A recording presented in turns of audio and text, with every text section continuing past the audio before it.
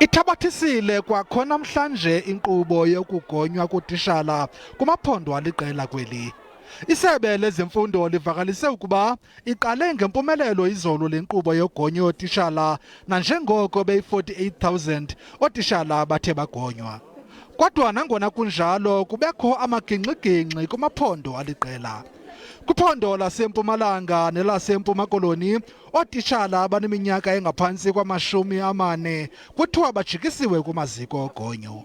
Ukanti iinkokheli zeemanyano zootishala zithi oko akuvumelekanga yaye zihlabe ikhwelo kubo bonke ootishala ukuba baphume ngobuninzi bayokugonya nokuba baneminyaka engaphantsi kwamashumi amane ubudala.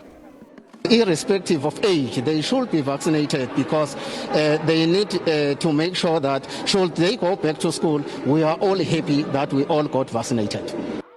Imanyano yootishala isatu izibhebhethile iindaba ethi zezobuxoki nabezijikeleza kwiqonga leWhatsApp izolo nabezisithi izitofu zogonyo ziza kuphela phambi kwethuba, nto leyo ebangele ootitshala abaninzi bathontelane kumaziko ogonyo.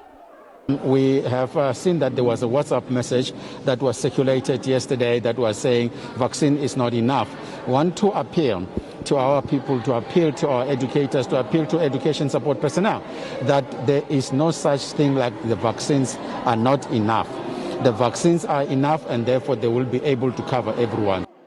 Ezimanyano ziphinde zahlaba ikhwelo nanjengoko ekhula mihla le amanani olosuleleko kwiphondo laseGauteng ukuba iinqununu zizivale izikolo ezinamanani aphezulu olosuleleko kweli phondo.